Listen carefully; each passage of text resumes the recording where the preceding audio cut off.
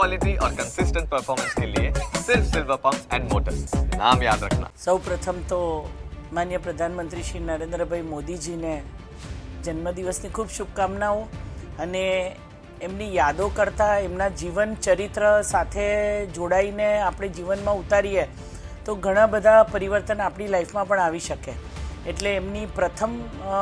એમને મળેલી મુલાકાતથી લઈને છેલ્લી મુલાકાત સુધીમાં તો કદાચ ઘણા બધા એપિસોડ થઈ જાય, પણ મને લાગે છે કે મુખ્યત્વે એમની જે પર્સનાલિટી છે એમને હું પ્રધાનમંત્રી વગર જ્યારે મુખ્યમંત્રી તરીકે મળી એના પહેલાં સંગઠનના ઇન્ચાર્જ તરીકે મળેલી હતી. એટલે સંગઠન મહામંત્રી તરીકેની એમની ભૂમિકા તે વખતે રાજમાતા સિંધિયાજી ની 75મી જન્મજયંતિ અને ત્યાર પછી એની સાથે સંકળાયેલા સંસ્મરણો ખૂબ બધા છે. પણ 2003માં જ્યારે પ્રધાનમંત્રી બનીને આવ્યા ત્યારે એક ફોટોગ્રાફરની છોકરી તરીકે ફોટા પાડતી હતી અને એ ફોટો તરત પ્રિન્ટ કરીને જ્યારે એમના મેં ઓટોગ્રાફ લીધા ત્યારે એમણે એમ કીધું કે આની કંઈ તને રેવન્યુ મળે છે? મને હસતા હસતા કીધું કે ભાઈ એમ જ તું ફોટા પાડે છે.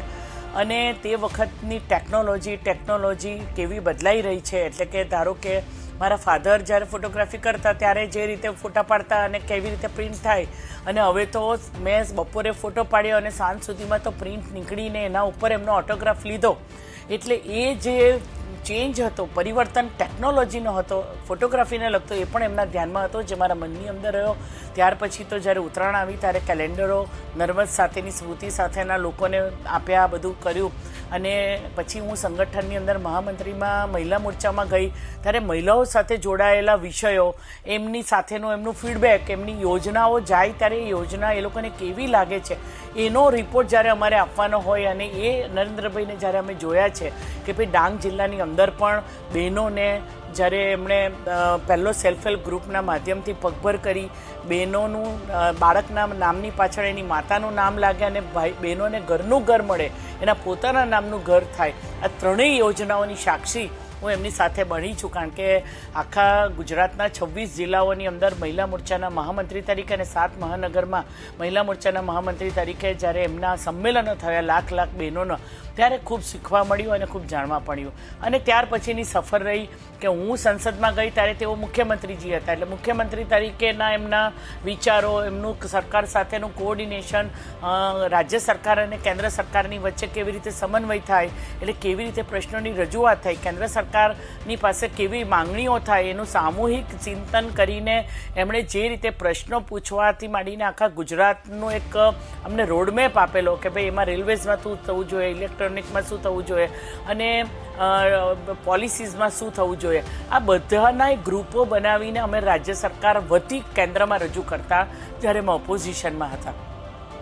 ત્યાર પછીનો એમનો અનુભવ રહ્યો કે પોતે સરકારમાં અને આપણે સત્તા સ્થાને ત્યારે આપણી જવાબદારીઓ કેવી રીતે બદલાઈ જાય, કેવી રીતે આપણે પ્રેઝન્ટ થઈને લોકોના પ્રતિનિધિ તરીકે કામનું ત્વરિત પરિણામ આવે ત્યાં સુધીના રિઝલ્ટ આપવા માટેની રજૂઆત થઈ. છેલ્લો અનુભવ રહ્યો મંત્રી તરીકેનો, કારણ કે મંત્રી બન્યા પછી એમની સાથે સીધા સંપર્કમાં એમના વિઝન, એમની વિચારવાની શક્તિ, જ્યારે તમે કોઈ પણ નવી વાત લઈને જાઓ એટલે એમનો પહેલો સવાલ એવો હોય કે આપણે શું કરીએ છીએ, આપણને ક્યાં તકલીફ છે અને એનું પરિણામ શું છે, એનો ઉકેલ પણ આપણે આપવાનો, અને દુનિયા શું કરી રહી છે. એટલે ટેક્સટાઇલની અંદર જ્યારે અમે કોઈ વિષય લઈને ગયા તો ભાઈ અત્યારની પોલિસી કેવી છે, એનાથી લોકો પર શું અસર છે, શું જરૂરી છે અને ભવિષ્યમાં શું કરવું જોઈએ, માર્કેટ શું છે, ભવિષ્યની અંદર દુનિયા શું ઈચ્છે છે. આ જ વસ્તુ રેલવેમાં રહી કે ફક્ત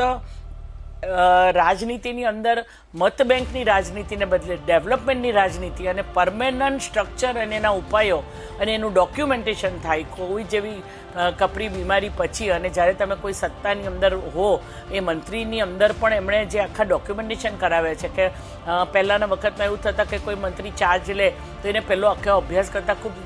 વર્ષો જાય, એને બદલે અધિકારીઓ હોય કે ચૂંટાયેલી પાક હોય, મંત્રી બન્યા હોય, એ બધાને એવા ફાઇન ડોક્યુમેન્ટ મળે કે ત્યાંથી એને આગળ વધવાનું હોય. એટલે એકથી શરૂઆત કરવાને બદલે આખું જેનું કમ્પોઝિટ આખું વિચારસરણી સાથે એકબીજાના સમન્વય સાથે દરેક મંત્રાલયોના એકબીજાના સમન્વય, એકબીજાના પૂરક, એકબીજાની માહિતી, આ બધું જે એક આખો ગ્રોથ છે. અને વૈશ્વિક સ્તરે જ્યારે G20ના સંમેલનની અંદર મને જે જવાબદારીઓ મળી, એ જવાબદારીની સાથે સાથે જે દુનિયાની અંદર આપણું રિઝન થયું, એમના કરેલી વ્યવસ્થા, એનું આ એક પ્રેઝન્ટેશન, એમાં મંત્રાલયનો યુઝ, રેલવેઝની અંદરનો ડ્રાસ્ટિક પરિવર્તન, એક સાથે 1400 જેટલા સ્ટેશનોના જેને કહી શકાય કે ઇન્ફ્રાસ્ટ્રક્ચર ડેવલપમેન્ટની સાથે મલ્ટી મોડલ હબ જેવા સ્ટેશનો તૈયાર કરવા, આ બધી એમના વિચારસરણી સાથે મારી યાદો ખૂબ સરસ પર્સનલ યાદો પણ જોડાયેલી છે. એક ફોટોગ્રાફરની છોકરી હોવાને નાતે જ્યારે એમને ફોટોગ્રાફ્સ આપ્યા ત્યારે એમણે એવું પૂછ્યું કે હું આવું દેખાઉં છું. મેં મંત્રાલય તરીકે મેં આપેલી 2-3 ગિફ્ટો,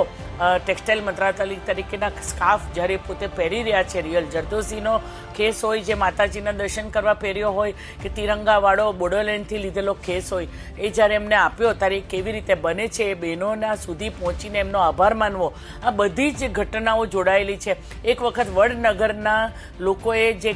ચિત્ર સ્પર્ધા કરેલી અને એ બધા 25 પેઇન્ટિંગ્સો જ્યારે એમને હેન્ડઓવર કરેલા, એમને તો અમે 3-4 બતાવેલા, પણ સાંજેથી સામેથી પ્રધાનમંત્રી હોવા છતાં પૂછીને કે ચિત્રો કેવા છે, એનો મને પૂરો ઇતિહાસ આપો, કેવા ચિત્રકારો તૈયાર કર્યા છે, એની પાછળ શું ઇતિહાસ છે. એટલે આવું ઝીણવટ ભરેલું ડિસિપ્લિનવાળું કામ, સમયની સાથે આગળ વધવાનું જો કંઈ શીખ્યા હોય તો એ નરેન્દ્રભાઈ પાસે શીખ્યા છે.